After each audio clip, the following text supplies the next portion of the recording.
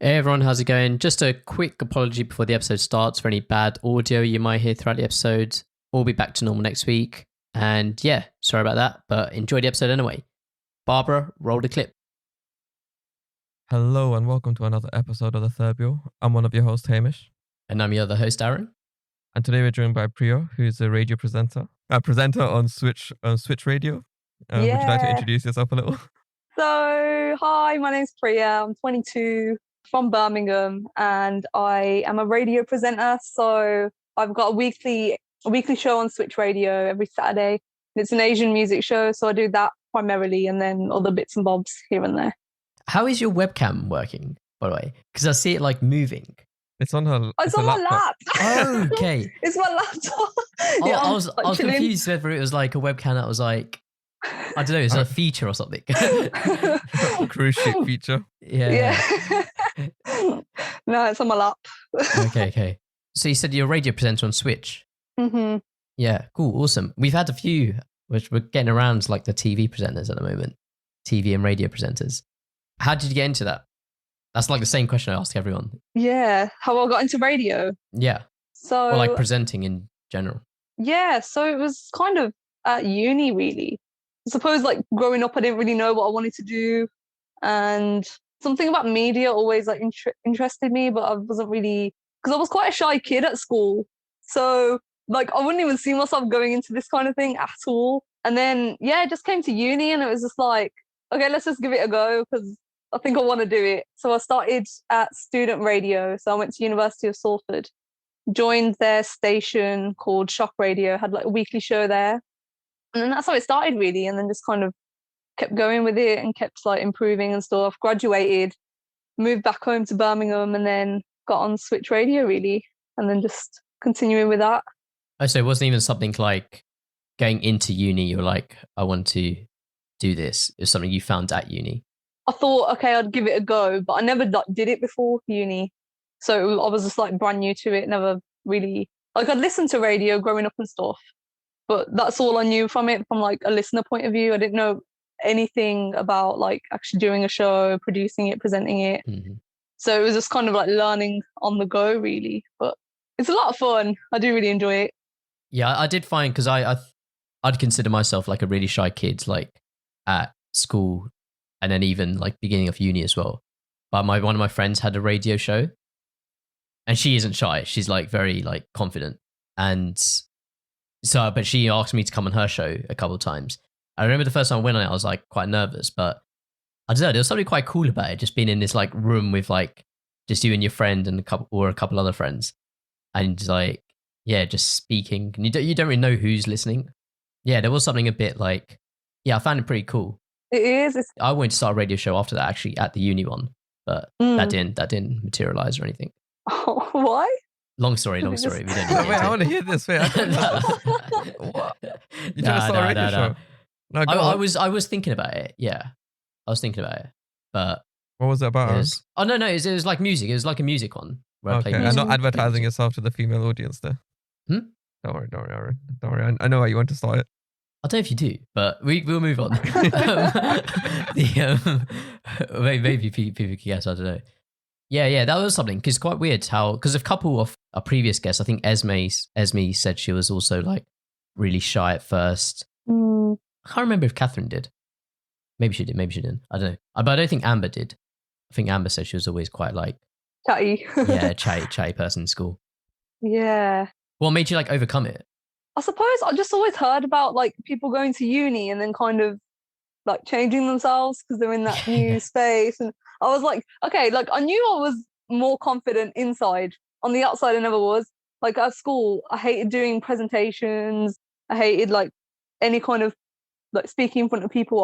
My comfort zone was more like exams and that kind of thing.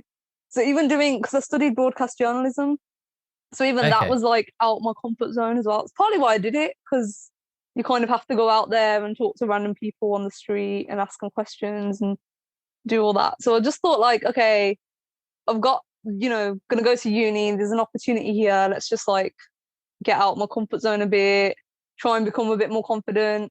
And so like radio was kind of part of what helped that as well. But yeah, I just kind of decided like, let's just go for it and see what happens. But no, I'm glad I did.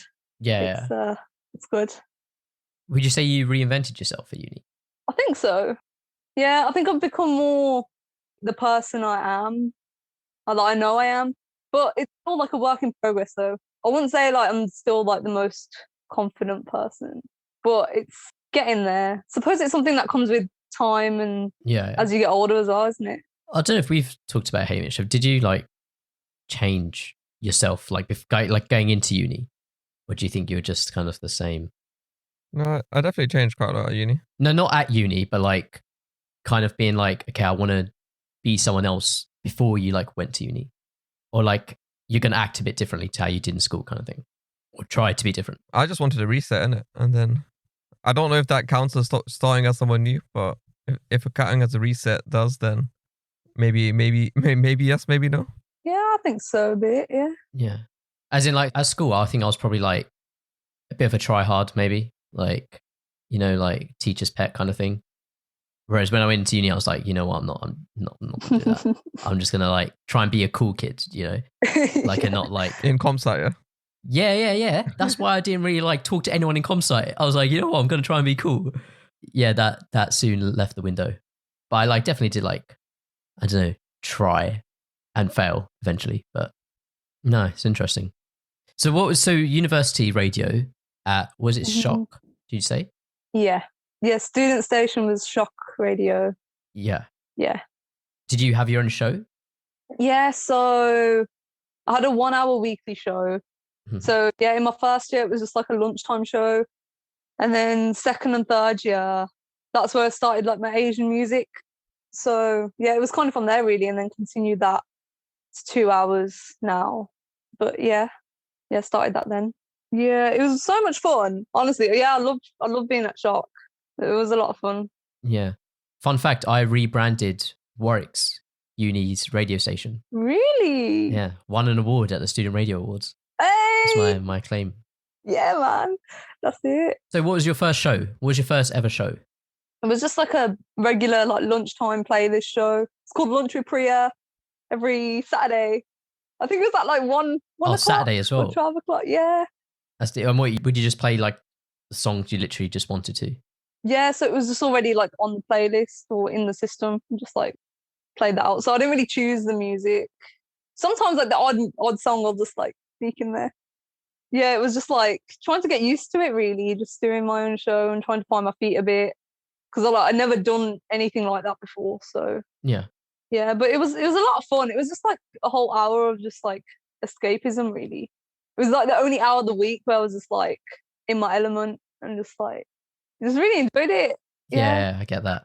I'd love to like play music on this kind of thing. Yeah. But copyright and stuff like that and pay.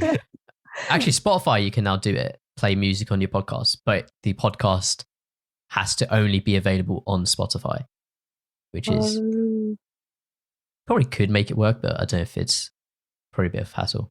But no, that's cool. So I'm guessing just like that, finding that so much fun kind of made you want to pursue it as like a full-time career kind of thing.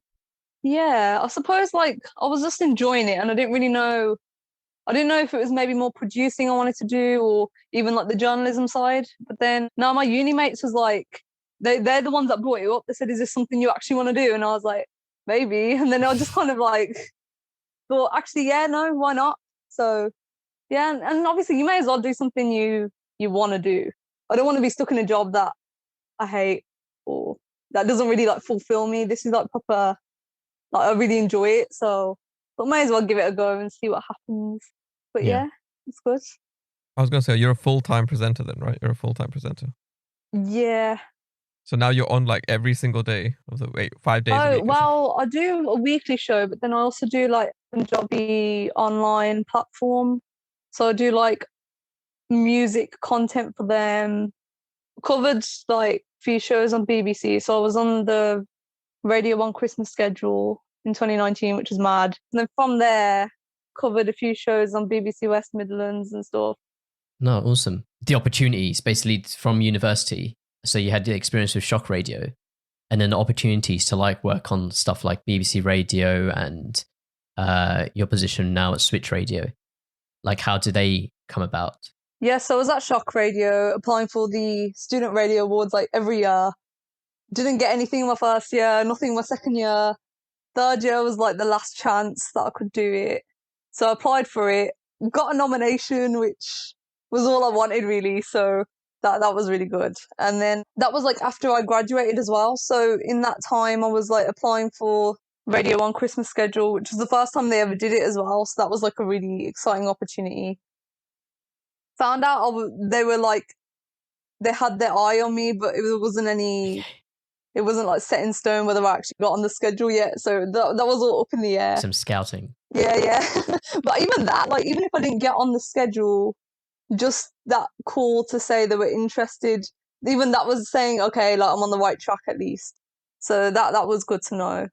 Got on Switch Radio, then the awards were in November. So I won silver in the best specialist category. And I got a call from Radio 1 saying, yeah, we'll take you on for a show. So I was like on by myself as well. And they were like, yeah, you can't tell anyone. So I was just like sitting here with all these random people around me. That was such a good experience. And then from there, kind of like made contacts that way. Managed to cover a couple of shows. I actually covered one show in March last year. And then the lockdown happened. So I was supposed to cover 2 shows. Covered one, lockdown happened, couldn't cover the second show. So I was like, oh, damn. But it's got me back on in October. Yeah, so it's just about like contacts and stuff and networking. So that's really important in the media industry, and just constantly like applying for things and seeing what happens. I mean, you get a lot of rejections as well. So, but like the odd one kind of works. And yeah, you said Studio Radio Awards and you got a silver in the specialist category. Yeah. Mm-hmm. What do you mean by specialist? So specialist shows are like, so you got like playlist shows, which are like your daytime kind of shows. The playlist is done for you kind of thing. Specialist shows are that you choose the music, if it's like a specific genre, or so I did like an Asian music show. So that's like the specialist category. So I chose all my music and it was like specific to an Asian audience. So yeah. Do you also like DJ as well? Because you choose your music. I saw there was a mix on your profile, so I don't know if you actually DJ as well. So that was only in lockdown. I've been learning to DJ. So I got a pair of decks in January, and then I didn't really get a chance to properly learn it because I want to sit down and properly. I don't want to rush it. I want to actually take it in and learn it properly. And then went into lockdown. So I thought, well, I've got a bunch of spare time on my hands now. May as well just sit down and get started on it. So yeah, that was just like in lockdown that I've learned to do it. Still, I'd say I'm still very much learning. Still got a lot to do, but it's a lot of fun though. So I can do that now. Have you created any of like your own kind of mixes and stuff? Yeah, did one on a show on BBC WM as well. And yeah, a few other people's shows as well. Did some mixes for them. So yes, good experience. Oh, cool. So you can make your own mix and then play it on your radio show. Mm-hmm. That's cool. Yeah. Normally I'd like reach out to other DJs. Is there a limit to that, or can you just make all your own mixes? Can you just play like all your own stuff? I suppose. Is that like a bit? Or people be like, you're just trying to plug yourself. Yeah. I used to reach out to other DJs, and then some get back to you, some don't. So I'm just like, you know what? I'll play my own out there, and I don't need you. But yeah, there's nothing wrong with playing your own mix, I suppose. Yeah, the specialist show was like the Asian music. And is that what you're doing now as well? Yeah. So it was an hour show on Shock Radio. Got 2 hours this time on Switch. So that gave me a bit more time to kind of do a better show, just try and improve it. So yeah, I continued that basically on Switch. Well, this isn't like properly announced yet, but I'm kind of in talks and doing like another show on Switch. Okay. This doesn't come out for a little while, so maybe you'll have to let us know. It should be okay. And maybe then we should like, decide whether we cut it out or keep it in, that bit. We're going to be signing some NDAs. For someone who doesn't really listen to Asian music, who are some people to look out for in the scene? Probably people at the moment, you've got AP Dilluga and The Gill. Those are like, they're doing really well at the moment. They're quite big. You got like Jasmine Sanlas and Diljit Dosanjh and Karan Aujla. Yeah, there's always a lot of Bollywood as well. I recognize the last name, the Sidhu one. Yeah. He did a track with Mist. Oh yeah. Oh, that okay. I know that one. He's releasing a 25-track album, and there's a few big names on that too. I think, yeah, Mist and Steel Bangles are going to be back on there as well. So, yeah, that one's going to be good. Exciting times. Are Bollywood and Punjabi music like the only kind of two types of like Indian music? I'd Or are say there they're others? like pretty big genres, but you've got like Bangladeshi music that's coming up. That's really good. You've got quite a few like big Bangladeshi singers on the come up, and then there's like urban Asian as well. So you're fusing like R&B, hip hop, and even like drill music. There's like Punjabi drill music and things like that. It's just kind of like fusing the genres. Wait, It's pretty cool, yeah. So there's a lot of like, I'd say like young, either British or American Asian artists who are kind of like fusing them together and kind of making a new genre. But yeah, it's good. There's quite a lot. cool. Well, you've got to listen to your show, right? Yeah, What's the show called on Switch? it's called Desi Beats every Saturday from 11 p.m. So yeah, it went out last night actually. Okay, and people you could just listen to that like online, right? Yeah. Do you do your shows live? No, it finishes at 1 a.m. So they're all pre-recorded, but I record it as if it's live. So in the week I'll go in the studio, just run through it straight. It's as if it's live, and then it goes out, but it is pre-recorded. So That's mad. I was like, yeah. wow, she woke up. She went to sleep well after 1 a.m. and she woke up for this. Feel bad. Do you know what's bad? I just went on Switch Radio's website and Amber Sandhu's on now, our previous guest. But that's cool. So like, okay, so that's pre-recorded. Do you like doing the live stuff? Yeah, when I covered shows on Radio 1 and WM, those all pre-recorded as well. The last time I've done a live show was on student radio, which is ages ago. Yeah, okay. So if you were asked to do a live show now, would you be like quite nervous about it? Maybe, I think so, just because I haven't done it in so long. But it'd be good. I do want to get back on that ASAP because don't want to get out the practice of doing that. But it Yeah. is fun. Yeah, I suppose, yeah, that feeling of being live is pretty cool. Say you had like some maybe like top 3 bits of advice or just the main bit of advice you'd give to like people kind of who want to try and become a radio presenter, I guess. Probably say, yeah, your contacts and networks really important if you want to try and get opportunities. Be a fan of the platform too. And also, yeah, just having the confidence and believing in yourself and like believing that you're good at it, because that really comes across on air. And if you are confident, you do sound better. So Yeah, wicked. Have you done stuff that's not only radio, like TV presenting?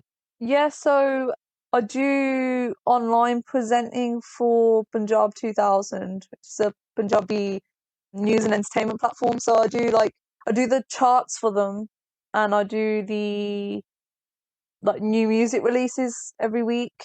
So yeah, I have to like research like what's new, what's coming out, present that in my room on my DIY green screen. Oh, so you've got to edit it as well and everything. Yeah. Do it all from like the start to the end, just all straight, which is, yeah, it's good experience. Yeah, I'm enjoying it as well. So Do you prefer one or the other, like being in front of a camera or kind of just being in front of a microphone? do enjoy both. But yeah, radio probably my first choice. Yeah, wicked. I know you've mentioned it a few times, but like, where can people find like your work or like listen to you?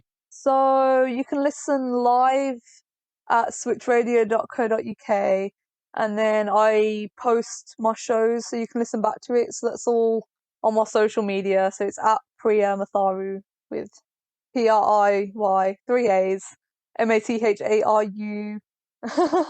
And that's like all the same handle. Yeah, so I post my shows to listen back to as well. So you can check that out. Wicked. We'll put some links to all that in the show notes as well. Cool.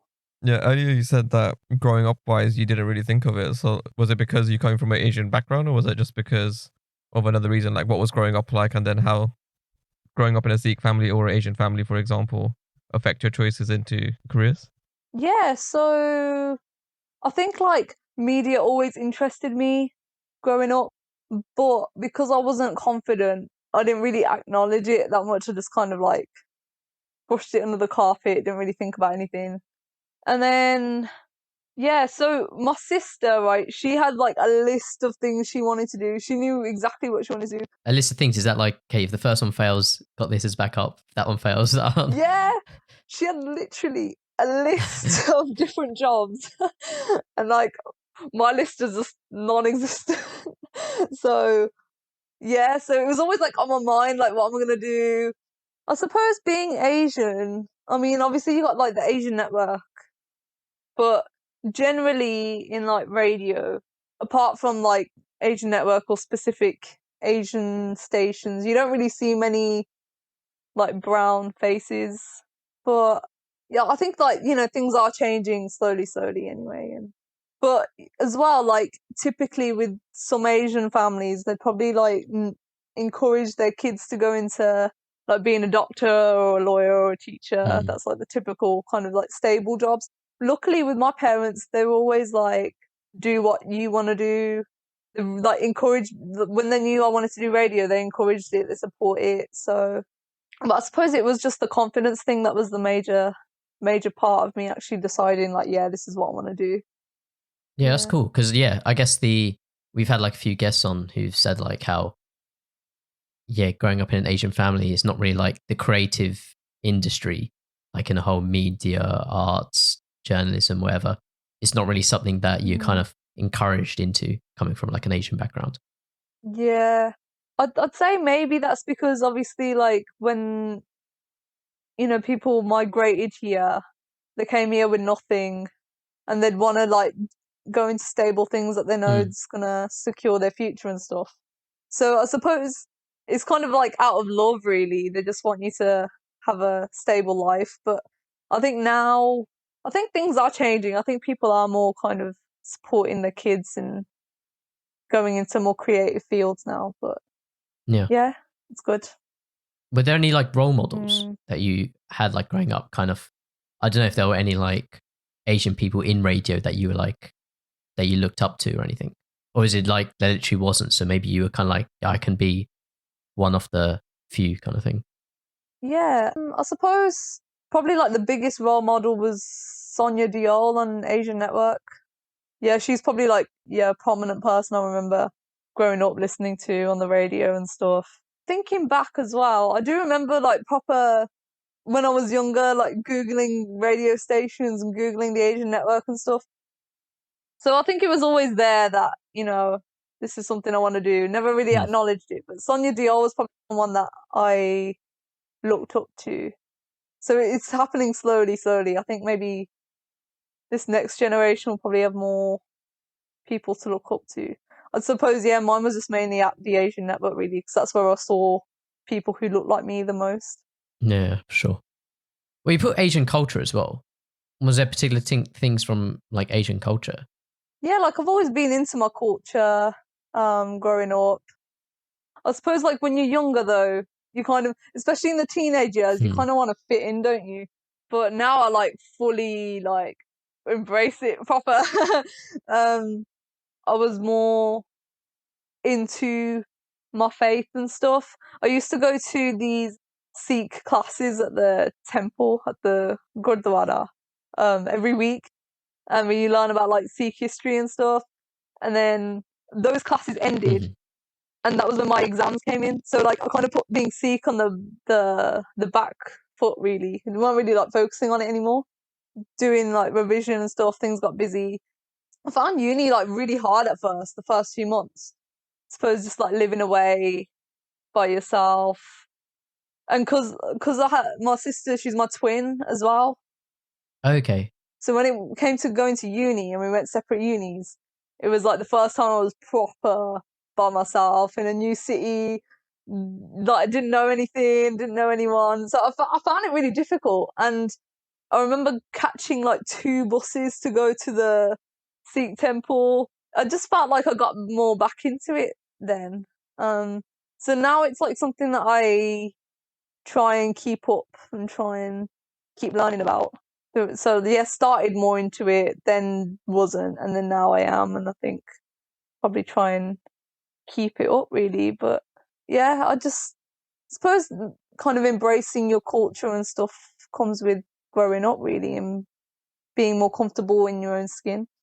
Yeah, I think what you said, everything you said there is pretty natural. I think for a lot of people to like fall in and out of religion, fall in and out of their like culture, and just kind of find their own way back, really, and just a part of kind of growing up and maturity with age, I guess. The twin thing's funny. Was that the same? Is that the sister you're talking about where she had a list of things, a list of jobs? Yeah. So it's just the two of us. Yeah. I know you said like going to a different uni. That's quite like without your twin. That's was daunting at first. But was it also kind of like, I don't want to say like nice, like not like, oh, I hate my twin or anything like that, but kind of like, I don't know, I guess growing up, you're associated as like one thing almost. And then going away, you're now kind of your own person. Like people don't know you have a twin initially, kind of thing. Yeah, that's exactly it. So I suppose like growing up, there was some times in school where I just wanted my own space because people did kind of view us as like, you know, if I like something, then she's going to like it. Or if she doesn't like something, I'm not going to like it. But that's not even the case because we're still like two individuals. We have our own opinions on stuff. And then, but I think going to separate unis, because obviously you got Birmingham in the middle and then Manchester's up north. She went to Bournemouth down south, so it was like completely opposite ways. Then my parents are like stuck in the middle. It was good. I suppose like we needed that, our own space from each other and having our own group of friends and just kind of having our own independence really. But it was good because people kind of see you for you and not like part of someone else. Yeah. What career path did she go down? So she's gone into like VFX and like films, animation. And so it isn't like totally, it's still like in a creative kind of industry. Yeah. Both kind of gone into creative fields, which is pretty cool. Was that like fifth on the list? VFX. She had like interior design and all that kind of like creative things on the list, but yeah. No, wicked. Yeah, and as Hamish said, like the mental health stuff and well-being, I'm guessing is that a topic that you've kind of gone through yourself personally, or is it just something you're quite passionate about? Or I suppose like everyone either has or will go through it at some point. Yeah, over the years, it's just been kind of on and off. You have your good times and your bad times, don't you? But I think obviously it's important to talk about. I think people are talking about it more now than before. But I suppose I think like growing up pretty shy, that knocked my self-esteem. And then uni was another, like initially that was kind of tough. And even like now, I suppose sometimes like recently, I think just putting pressure on yourself too. And I think sometimes things can get hard for people, but it's important to talk about it as well. Some people don't open up about it, which I don't think, I do think more people need to talk about this kind of stuff. But obviously there's like good things out there like mindfulness and meditation, and I've like started yoga every morning as well for the past probably like month or so, which I think's really good. It kind of like clears your mind, helps you get like ready for the day. But I think it's just kind of like doing these things on a regular basis kind of just helps you keep things all good. Like getting into a routine kind of thing. So kind of like you don't even think about it, you just do it. I've been wanting to do yoga for a while. I wanted to actually go to like proper yoga classes. Obviously couldn't because of lockdown, but I thought, okay, there's loads of stuff on YouTube. Why not just like try that? Yeah. But it's good. Yeah, it's good. Have you like noticed like feeling better like from before not doing yoga and then afterwards? Yeah. I don't know, you wouldn't think just like doing a few stretches in the morning would make such a difference, but it does. It's good for the mind and it's good. Yeah, I suppose it just kind of settles your mind and you kind of focus on present moment. So I feel like all our lives, like going to school and stuff, you're always preparing for the future, aren't you?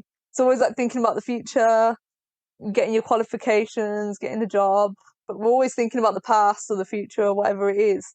So I think sometimes it's just nice to kind of sit in the present and just chill and not worry. I think we probably need to do that more often, really, because I find myself, like, my mind wanders so much, worrying about like how uncertain things are and stuff like that. But yoga really helps you kind of think about like right now and not worry about. Yeah, I'm trying to find. There's a quote from Kung Fu Panda, the film. I don't know if it's originally from Kung Fu Panda, Yeah. but it sticks in my mind because I was like, I remember hearing it. I was like, oh shit, that's a really good quote. I'm trying to find it. It is a good quote, that. Oh, yesterday is history. Tomorrow is a mystery. Today is a gift. That's why they call it the present. There we are. Yeah. I remember. I It's was like, I don't true. know how old I was when Kung Fu Panda came out, but I was like, oh shit, man, that's mad. Yeah. Shout out. It is. Because really, like, the future it's not real at the moment, and the past isn't real because it's already happened. So, like, the only real times right now, but barely anyone lives right now. They're always thinking about other things. And I think sometimes it is just nice to kind of ground yourself a bit and kind of be in the present a bit more. But yeah, it's good. Yeah, shout out Master Ugwe. Ugwe? Yeah. Yeah. However you pronounce it. No, that's cool. I think, should we go into the debate question that we have? So that is, do parents have a right to spy on their kids? So I don't know if either of you have like a Interesting. initial take on that. Hamish, do you want to go? I was gonna say set a scenario. Do your fake scenario creation, Aaron. We need one of these. Let's go the easy. I think when I see this question, I instantly think of like internet stuff. Oh, so you mean like online stuff? Yeah, like social media behavior. If they're going on any dodgy sites, the dark web. Do you think parents should be able to, like, if you were a kid and doing that, and like your parents were then like checking what you went on, would you, or if your kid was doing that, would you check like to see if they're like being safe on the internet? I mean, I think in that sense it's okay, but like maybe it's just like they get alerted when they do like go to certain sites or something, or like how much time they spent on, like chatting websites like Messenger or whatever. Yeah, because you don't want them getting groomed online as well. Like especially like under 18, they're really easy to persuade. I don't know if Priya has any other thoughts on this, or is on the other side of that argument. I suppose like if they're under 18, they're kind of dependent on their parents. The parents are responsible for them, right? So I suppose they do have a right to kind of like check up on them. At the same time, I suppose, especially in the teenage years, right? You kind of like want your own privacy. Yeah. I was thinking like I'd hope that the kid would have a good enough relationship to speak to the parents directly. If not, then a little bit makes sense, but not like, like peeking into every single matter in life, because obviously they're still going to speak to people. Like in our generation, when we grew up, we've been speaking to our friends quite a lot over via the internet anyway, so not everything needs to be checked up on there. But like we also see a lot of cases where kids may get groomed online and so on. So like those are cases where we do need to be, I guess, a lot more careful on. I thought by spy on them you meant like have a GPS on them. Yeah, we'll come to that after. But I mean like kind of so like you have parental controls, kind of. You can have parental controls on the internet. When you were saying like just to check up on them, would you go further than parental controls? Like as in parental controls would just block websites automatically for that kind of thing and stuff like that? Or would you actually like, log into your kid's account and like check? Blocking makes it more curious. So I'd rather just see a log of what they were up to. So like if you block something, it's just going to like be like, oh, I want to know what that is, because it's blocked. Are you talking about from the kid's perspective? Yeah. Okay. I feel like you'll be more curious as to what it is and you'll find ways to circumvent it. So maybe they should have access. And then if they access something questionable that maybe should be of concern, then the parent can get a notification and then check. And if they could either write it off or whatever. What if, you started like checking on like your kid's like history, and your kid turned around to you. I don't know what age. Let's say like 12, or 14. Oh, yeah, 12 or 14, And then they're like, "Oh, Dad, do you not trust me? Do you not trust your own kid?" What's your response? Wait, so they know I'm already checking up on them? Like, how would they have known in this case? And by the way, I'm just going to clarify that I would expect them to have a... Oh, no, you catch them. You catch them, like, checking on something, like, trying to buy drugs, online. I don't know. You catch them trying to buy drugs online somehow. You see the history and they're like, you see they've sent an email to some drugdealer@gmail.com or something. Yeah. Sent an email. All right, we're talking this level Yeah, of. yeah. And you catch them, and then you like, okay, you have to go talk to them. Yeah. So then you go talk to them, and then they're like, "Oh, you were checking on my emails. How could you? Do you not trust me and all that?" I mean, I would hope they would like ask me about it first, because You can hook them up. there Yeah. was a story I heard recently that there was an 11-year-old asking his like 20-something-year-old like cousin, like, "Oh, can I spend like this much money on Rocket League, for example, and it was like saying, "Are you sure?" Like he kept asking, even though the 20-year-old person said yeah, he said, "Are you sure?" Like, because that person had a that moral conscience to ask before, like they know that maybe shouldn't be spending money on Rocket League, like 10 or 15 pounds. And then there's the case of like Shamima, I forgot her surname, but Shamima Begum or so on, where she was 15 and she actively made the choice to like circumvent the thing. So it's like, I'm hoping that my kid would ask me anyways, like what this is. Maybe they're just learning for science, and maybe they didn't. I would hope they didn't send an For email at science. that point. Yeah. Science experiment. Or they'll But, buy yeah, it I for a mean- friend, They were just doing it for a friend. I mean, I would hope I would be able to have that conversation with my kid anyways before they even got to the stage of having to email some online internet drug dealer, which would be curious to see how that works out anyways. I'll try to avoid being in that situation in the first place. Like, Yeah. I feel like there's a better solution. Priya, what do you Build think? a better bond with your kid. You know what? Like, if I've ever asked my mom, like, "Oh, don't you trust me?" She'll always say, "No, it's not you I don't trust. It's the world I don't trust." Yeah, that is a good one. That's hard. That's the line. That's a hard one to come back from. It's true. I suppose your parents only want the best for you, don't they? Mhm. So if they are checking up on you or maybe spying on you, yeah, I suppose it is just because they're worried about the world, more like making sure you're safe, I suppose. But yeah, that's the line that I've always been told. Yeah, Aaron, what would you do? In that exact scenario you just gave us about the email being sent, what would you do? Well, I don't think I'd check their emails, first of all. You set like- the scenario up, so I'm expecting an answer to the same question. Well, I'd probably be like, yeah, I don't fucking trust you. You just tried to buy drugs, mate. That's probably what would be. So what's the line? To what extent can parents spy on the kids to them? Like where do you like say that it's acceptable, and where do you say it's not acceptable? I saw on a TV show, it was a fictional TV show, that this person basically changed their kids like thing they had like, I don't know, it was like a pink kind of dinosaur thing attached to their school bag, and they changed it out for like a, like the FBI kind of like microphones you see on TV shows. They changed it out for A like microphone. that, but they were trying to catch the parent involved in the drug dealing or whatever, but basically it was like a wire. It's literally a wire saying everything, like into that is heard and everything. Like, what's the line like here? Isn't that too far? The microphone kind of case. Boy. I think it's. I would say it's too far if the kid doesn't know about it. Or for me personally, I don't think I'll do it if my kid didn't know about it. Like I'd have to, like if I wanted to put a parental guidance on my like child's internet whatever, I would make sure they knew that I did that kind of thing. Or if I wanted to, so the next thing we were going to go into was like GPS, like kind of, you have like find my friends on the iPhone or something, or like, I know, not naming names, but I know like parents who would kind of like check if where their kid is kind of thing at certain times of day, just to like, it is to like make sure they're safe. But I wouldn't do that. Like the Jeep, like, I don't know what you'd said, checking, putting a tracker or microphone or whatever. Like if I wanted. Not that this was a show trying to catch criminals. But if I wanted to like, for whatever reason, if I wanted to know where my kid was, like location wise, at like certain times of the day or whatever, I'd be fine with that. But if the kid knew, if I was like, look, we're going to do this just so to make sure you're safe, like not trying to sneakily track, like hide a GPS tag in their bag or something. I'm not sure if I'd do that anyway, but if they knew, I think that's more acceptable. I'll be like, I'm happy for you to go out. Just leave your location on your phone, so that if I do need to check where you are, I don't have to call you. And because if I call you, it disturbs the outing. Just if I do need to check, I'll check. And then, yeah, that's that. Like that way they can go out. If I am worried about the location, I can just quickly check. And they're calm, so they get to go out, have fun. And then if I need to check where they are, then I can. It's not that deep after that. But as you said, like, I guess they would know in that case. Yeah.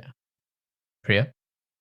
Yeah, I suppose. I mean, like, me and my sister can see, like, where each other are. But I suppose it's just, like, that safety thing, isn't it? Yeah, I guess the problem could come if you're like in the scenario, the situation I said, where like if my kid was like, nah, don't need to do that, and then it did become like a safe, you're generally like concerned for your safety. But I don't think I'd find it weird if my parents tracked me like now. So I don't know if I would do that. I know when I'm a parent, it'll be different because I'll be like thinking different. But It's just that yeah, trust, right now, isn't it? Yeah, it's like, would you rather be called up by your parents constantly, like every hour or so, or would you rather them just have the ability, like obviously you both of you know, to just check like your location like once an hour or so? Which one is easier? Which one saves you the show at that age as well, like 12 or 14 or whatever? Like that's kind of embarrassing socially, you know. You're constantly getting called up by your parents as well, because that at the time you're like, oh no, it's fair. trying My to be a mom big still man, you know? texts me now and then, be like, all okay, all okay, you safe? Yeah, I still have to tell my mom like I'm in town now or coming home now. Yeah, I've met up with my friends now. All good, all good. Yeah. Whereas me, I'm just like, I don't entertain it. So when I'm back, I'm back. Even when I went on like nights out at uni, Mum's like, yeah, still text me when you get back. I'm like, it'll be in the middle of the night. You're in Birmingham anyway. She's like, no, I just still But yeah, so I still did that. But I suppose it's just their peace of mind, isn't it? Yeah, I guess spy. What is the definition of spy? Let me check. Yeah, because that's the one thing. Spy. Spy meaning that they don't know, basically. Yeah, because spying seems like, crossing the line a bit, doesn't it? It seems like OTT, just checking up. A person employed by a government or other organization to secretly obtain information on an enemy or You're going to competitor. keep a private investigator Like, on your kid. I guess, but it uses the word secretly. So Okay. I guess the idea would be, I guess the scenario that we said where the kid you'd know, that's not spying. That's just something else. I don't know what that is.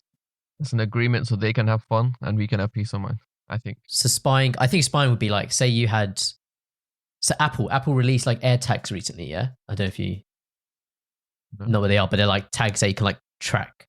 Basically, it just helps you like find your keys and stuff. Like you put it onto your keys, and if you lose your keys, you can find them. But other companies have had stuff like that out for ages. So say you took an AirTag or another tracking device and just like, just like snuck it into your kid's school bag. Yeah. So then they didn't know it's there, but you can always like just go on your phone and just check where they I are. feel like that kind of thing. Wait, is it like a literal? Let me just find out what it is. It's just like a small like, Little tag. Yeah. I don't know how I else feel to. like I would have noticed something like this. So like, Yeah, say that's- your kid's a bit dumb, yeah, and they don't notice. I don't know.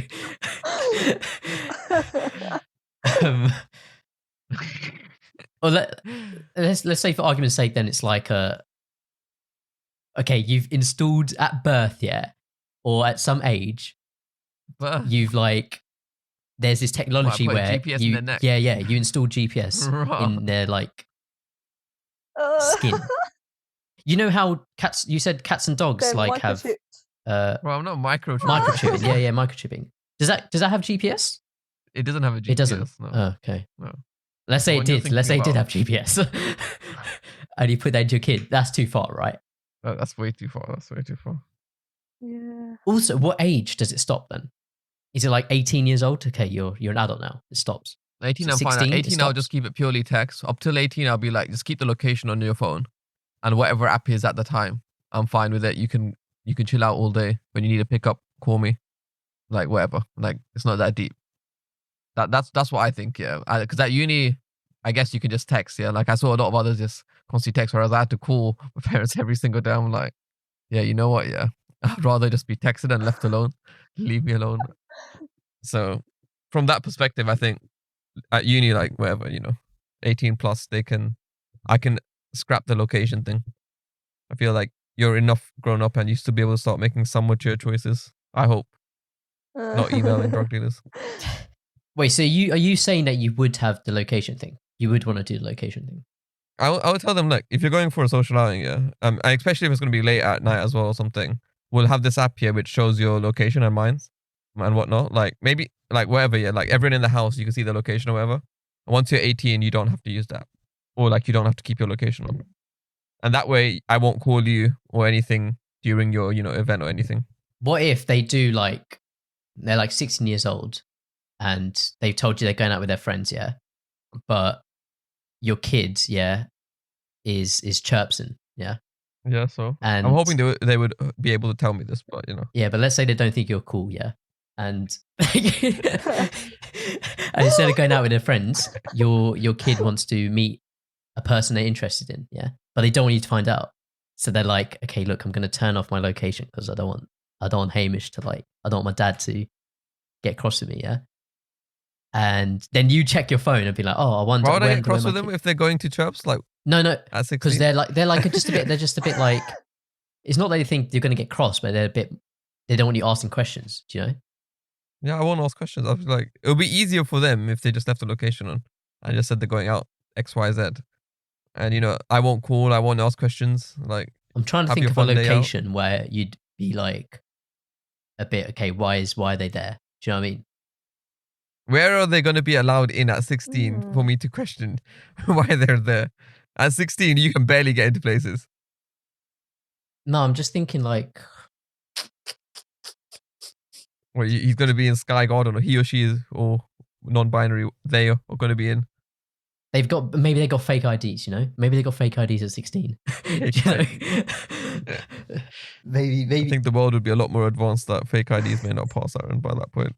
Nah, there'll always be people have. I think they'll be more digitalized. Digitalized. I bet you'll still be able to. Actually, that's pretty tough. But there'll be people that'll be able to do it. I'll back your kid to be techie enough to be able to get a fake ID. I hope he doesn't have to, or I hope they don't have to resort to that. I don't know. For some reason, they've turned off their GPS location because they don't want you to find out where they are. For whatever reason, I don't know where they could be. I would hope the app lets you turn it on if needed, like if in that kind of scenario.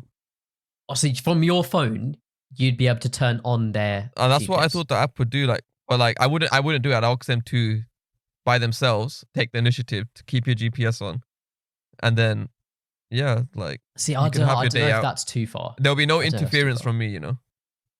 There'll be like no interference from me. Maybe randomly, say it's getting like past, like, say they said they'll be back at 9, and now it's like 10:30. I'd be like, okay, let me check the GPS, you know, see what they're up to. I'm like, okay, they're still like, you know, they're at Banana Tree, you know. I rate that. Stay there, and then head home after. It's not that peak, you know. Can you convince me then?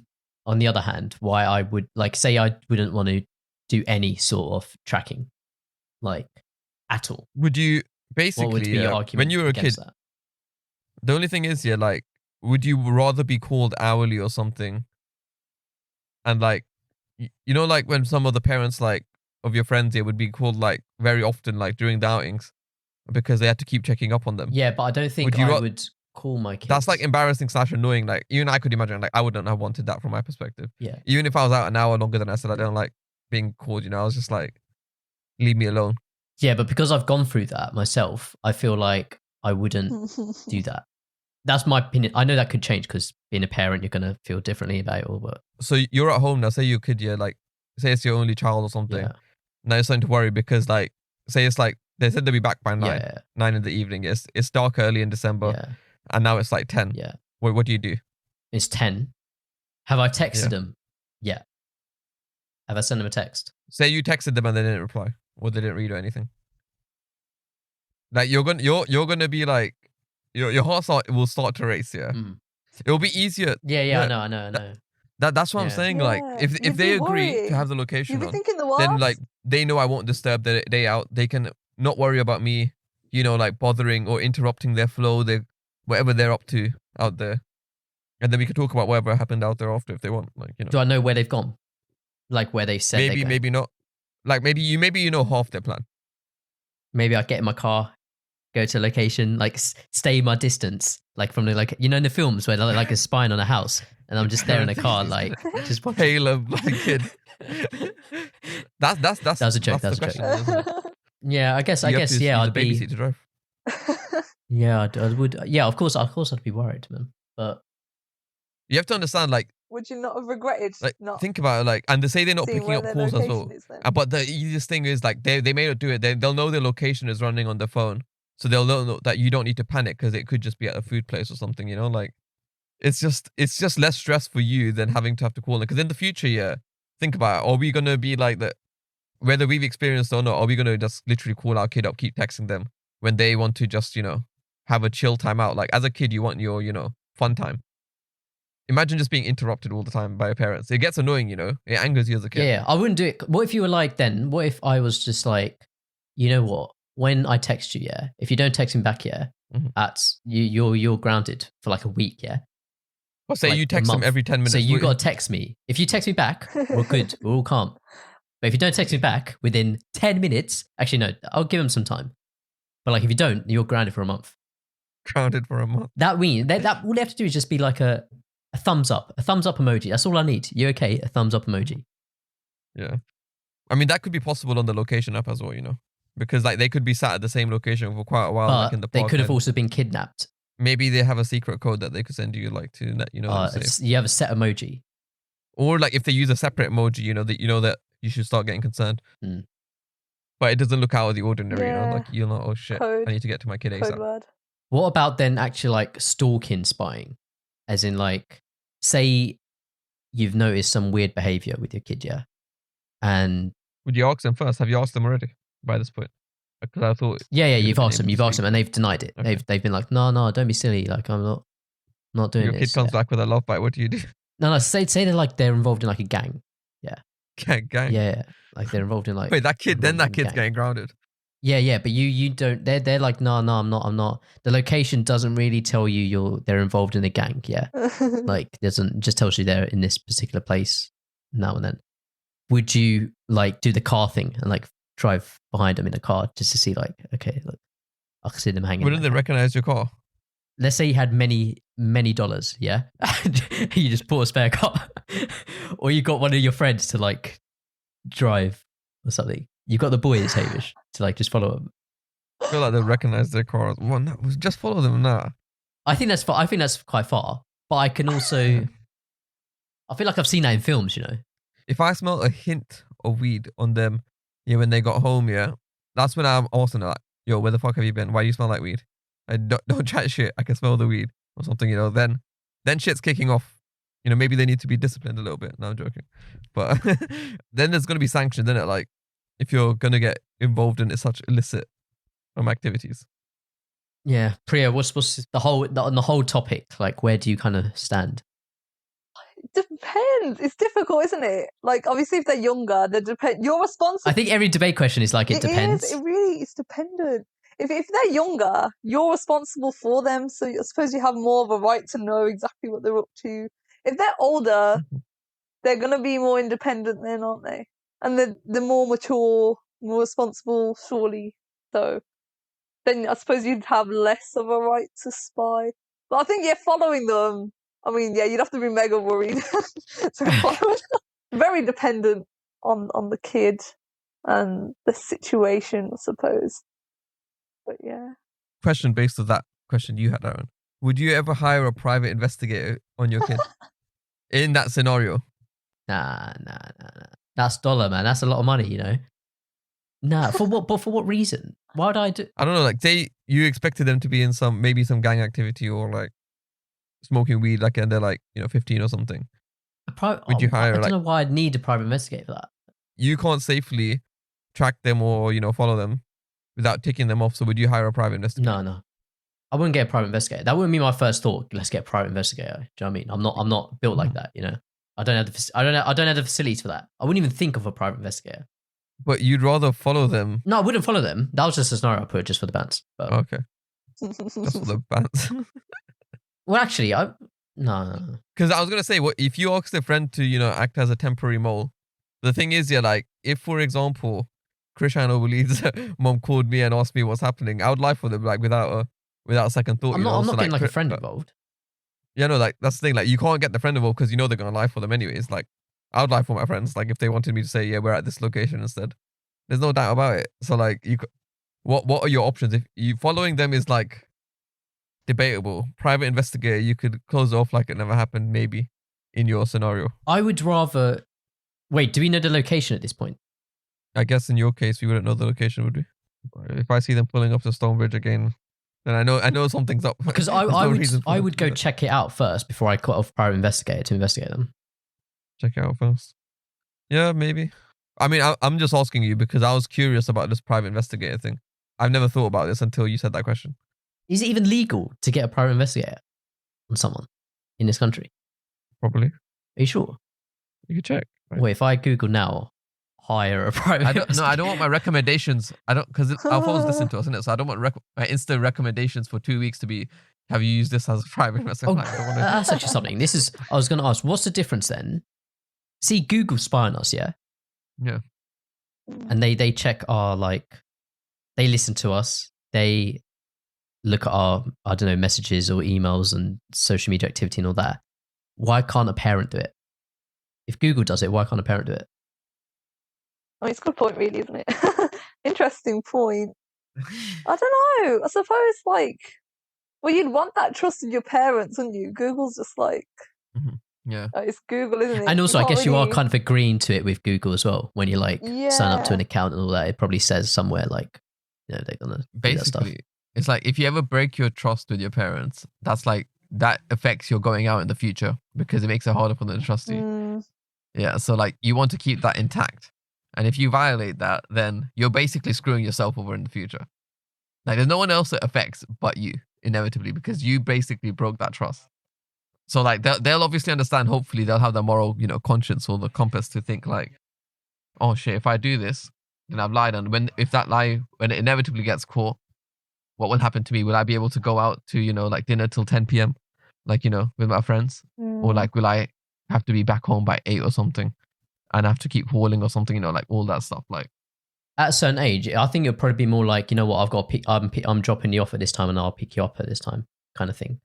Rather than like, yeah, to be fair, before the age of like, before uni pretty much, I was picked up and dropped off everywhere. It wasn't like a case of where my mom had to text me like, are you okay? Are you safe? Or whatever.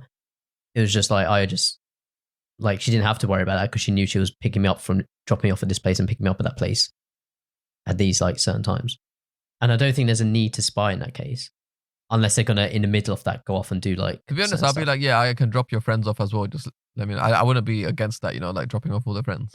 But the problem there came like walking if you had to be picked up, like if you went to like the wherever, like bowling or wherever, or for food. And then my mum was like, I'm picking up at this time. But then everyone was still like, my friends would often stay out later than that. And I'll be like, oh, I have to go now kind of thing.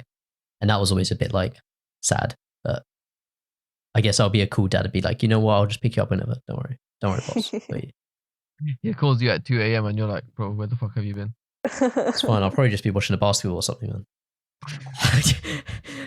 yeah, I don't know. I think, yeah, as Priya said, it does depend.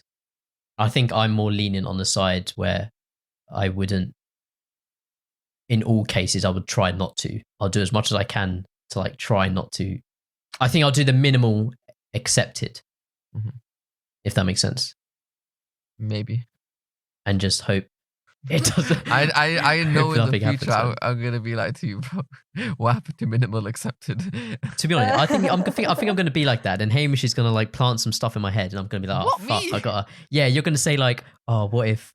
Okay, look, yeah, if my kids I saw your kid in Halsden. What is he doing there? If my kids are hanging around your kids, man, I'm tracking them all the time, bro. Can't trust them.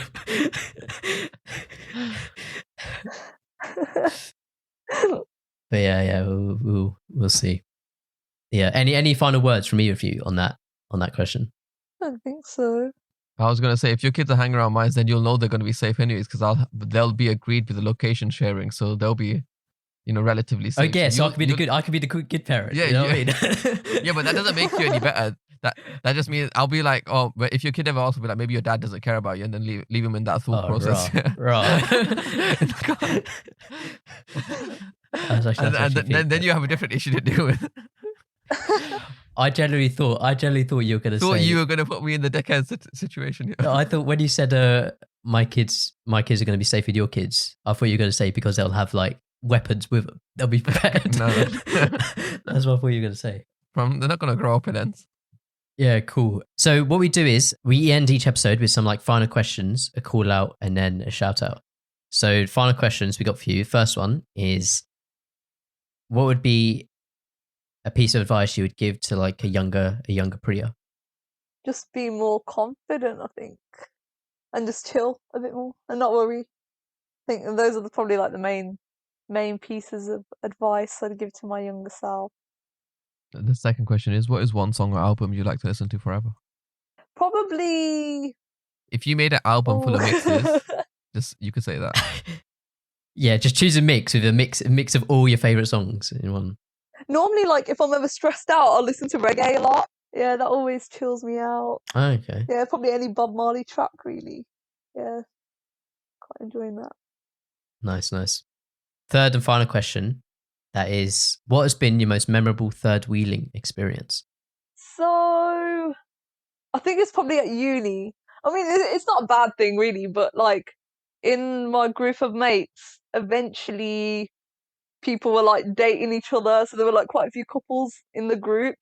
And yeah, so then when it comes to like sharing a house, so like, I mean, it wasn't a bad thing because we were all like mates anyway, but obviously sometimes they'd want their own time and stuff. So there's definitely third wheeling then. And even in like second year, I think I was like fifth wheeling a lot of the time as well. But yeah, I suppose it wasn't like a bad thing. Awesome. Well, not awesome, but yeah, it happens. It yeah. happens. It happens to everyone. Happens to the best of us.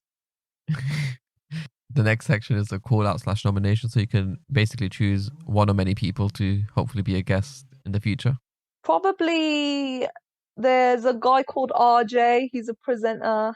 Yeah, he's a nice guy, really great person. So I think he'd be down to come on the podcast actually. Okay, awesome. Yeah, we'll get him to we'll get you to Yeah. send us his like Instagram or whatever, and Cool. Yeah. we'll tag him when we release your episode. And last bit's a shout out. So basically, chance to like just plug anything you want, give a shout out to it. Literally can be anything at all. So yeah, anything. I'll probably plug my show then, yeah. So Switch Radio every Saturday from 11 p.m. Desi beats. You can listen on the website. Awesome, wicked. Hamish, anything? Yeah, there's been a song I've been banging out recently called Solo by Shaka and Goldink.